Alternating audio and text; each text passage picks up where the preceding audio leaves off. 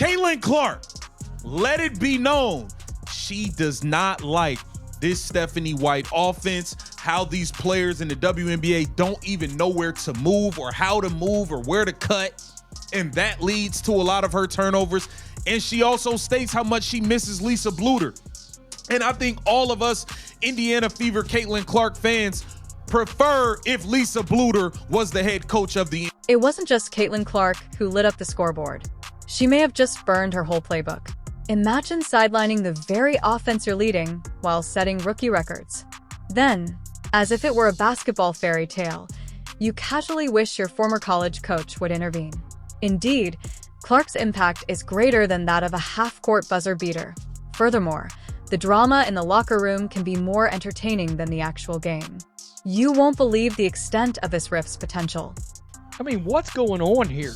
And I'm sorry, but if Stephanie White's supposed to be this all-world coach, you're not going to show up to a game against the Phoenix Mercury with DeWanna Bonner playing on the other side after what she did to the Indiana Fever franchise, and you show up there and somehow the team is lifeless? Sophie Cunningham coming back to Phoenix and the team is lifeless? That is the...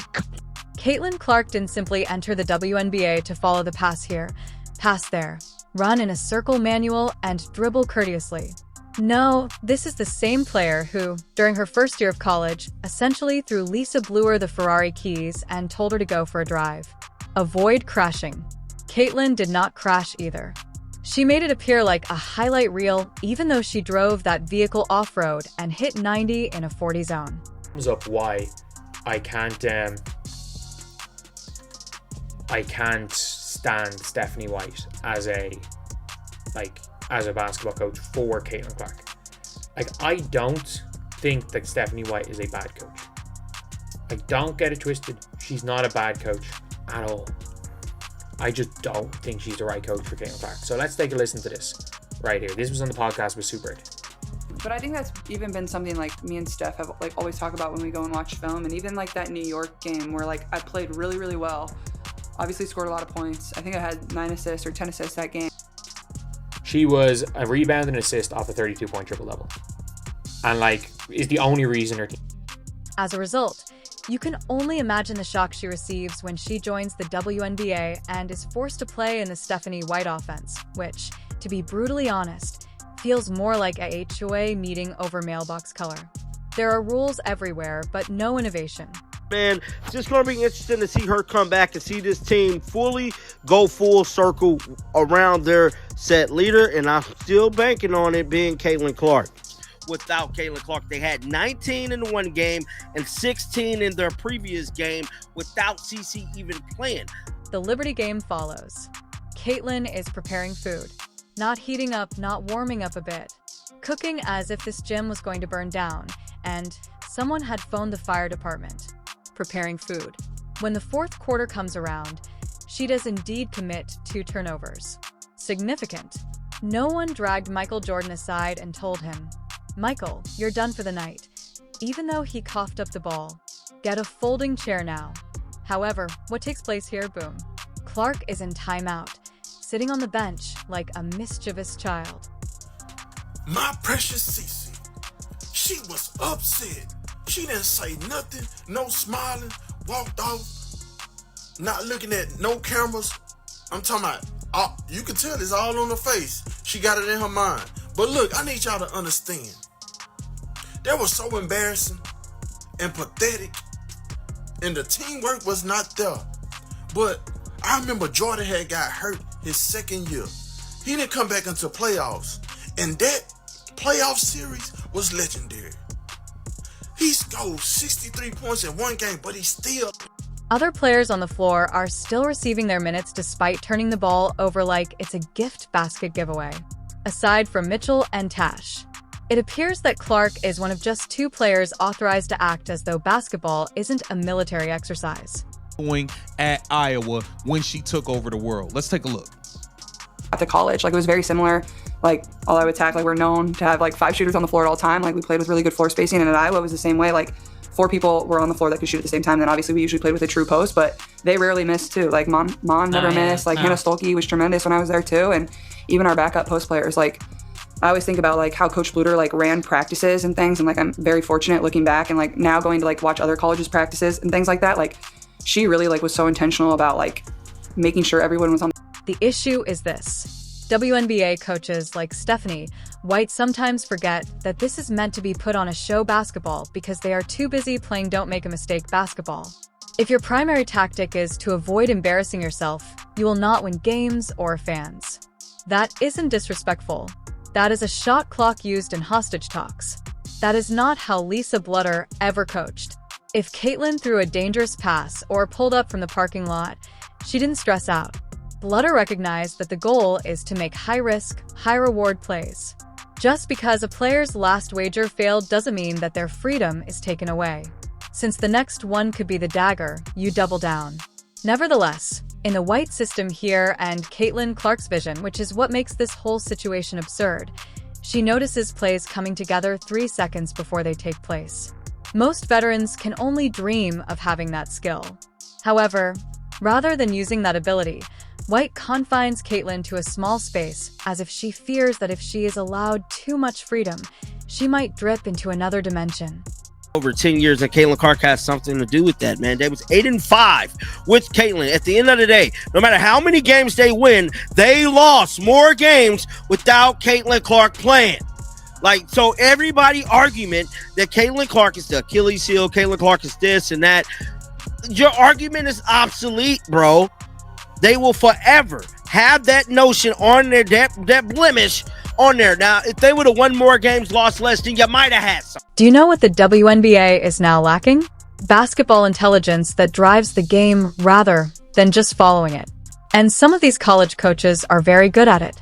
To be honest, Lisa Bluder would have a team scoring 110 points every night without any effort if she were hired for the WNBA tomorrow. In the meantime, in order to provide safe basketball, the current system is busy stifling creativity. That is about as thrilling as watching a slow-motion painting dry. Because risks result in bench time, players are scared to take chances. Additionally, if you're Caitlin Clark, your creativity is suppressed. Your self-confidence is undermined. Restore the independence of college. Provide the coaches who are aware that a change in the name of originality is worth 10 unsuccessful safe plays. Bring back the WNBA's Lisa Bluder spirit. Additionally, it's possible that basketball will start to be played in a way that makes people sit up and not scroll past. The loss though, but at the end of the day, he fought, and you could tell that he missed being away from the game. So I can see my precious CC coming back doing her thing for the playoffs. I just want her to be 100% healthy at the end of the day. If Stephanie White gonna keep jeopardizing. Because Caitlin Clark getting benched for daring to be thrilling is currently the only thing more predictable than the offense. Don't be surprised if the league loses the very thing it needs most if that becomes the new norm. Players who captivate you with their performances. Let's just talk about the gym's elephant. The fixation of the WNBA with veteran priority. Oh, you believed in meritocracy? Adorable. The hierarchy is actually quite straightforward. You can trip over your own shoelaces, miss 3 layups, and inadvertently pass the ball to the mascot and still be in the game if you've been around longer than the rookie. Make one ostentatious mistake while attempting a play. Boom. She didn't just give Clark the crime right away. It's yours now, she declared, putting a do not return sticker on it and essentially gift wrapping it. Make it glitter. Bluder recognized that criticizing a player for every flaw doesn't help them gain confidence. It is constructed by allowing them to solve it on the fly, even if that means occasionally having an unsightly possession. Indiana Fever fans, so let's keep it real, let's keep it 100 like I'm being frank, you hear me? So let me ask y'all again, is Stephanie White a good coach, a great coach? I'm waiting. No, she not even close. If anything, she puts a star in the offense. She's sucking the life out of the team, out of the franchise. And Kelly Krostoff, whatever her name is, Lynn Dunn, You hear me? They all need to go. However, if we examine current events, we will discover that Stephanie White's offense resembles a tax return, intricate, full of pointless stages, and always leaving someone feeling irritated. The sets are inflexible. The ball moves carefully. It's like driving 35 in the fast lane with your hazard lights on in basketball. You may prevent an accident, but you're also ensuring that no one is enjoying themselves. The worst part is that Caitlin's growing pains as a rookie aren't the issue. No, this is about suppressing her unpredictable nature, which was what first made her unique. You want the defense to worry that she might thread a difficult pass, pull up from the logo, or even alter a game's rhythm. Playing under a system that views innovation as a technical foul won't get you that. It's nearly ironic. That means that even if it destroys your natural game, we want you to play our way.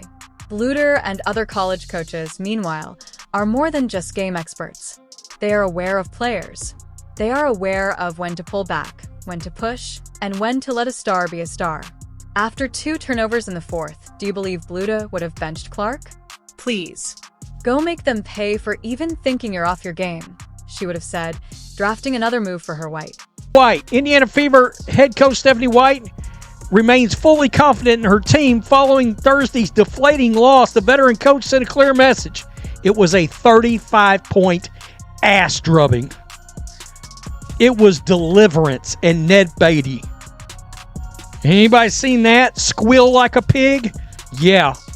The Phoenix Mercury bleeped the shit out of the Indiana Fever. Speaking about dropping your game, let's discuss the message this conveys to the other players on the team. For a small infraction, your star rookie, the one generating ticket sales, TV ratings, and real victories, can be benched. What does that convey to the rest of the world? Steer clear of danger, play it safe, and never try anything new. It's basketball, but the thrill has been cut out. This leads us back to basketball IQ, the more significant issue. There is a scarcity, and it is with the systems more than the players. At the professional level, the brightest minds in the sport aren't necessarily on the sidelines. Actually, a few of them continue to run circles with less talented professional coaches in the NCAA, but more originality. When you put a coach like Bluder in charge of a WNBA team, all of a sudden the team is playing as if they genuinely love the game. Let's be frank with ourselves. Some players in this league have perfected the knack of appearing occupied while performing no useful actions on the court. Despite being cardiac kings and queens, they are safe because they don't cause trouble or stray from the plan. However, she has a front row ticket to the remainder of the game as Clark takes one risk too many. In the post-game press conference, Caitlin Clark Stephanie White made sure to give out about Caitlin Clark not passing the ball to Dantas. Like, we've seen Damiris Dantas play. She can't shoot. Why would Caitlin Clark pass the ball on an all-time heater to Dantas? This just this last game this year.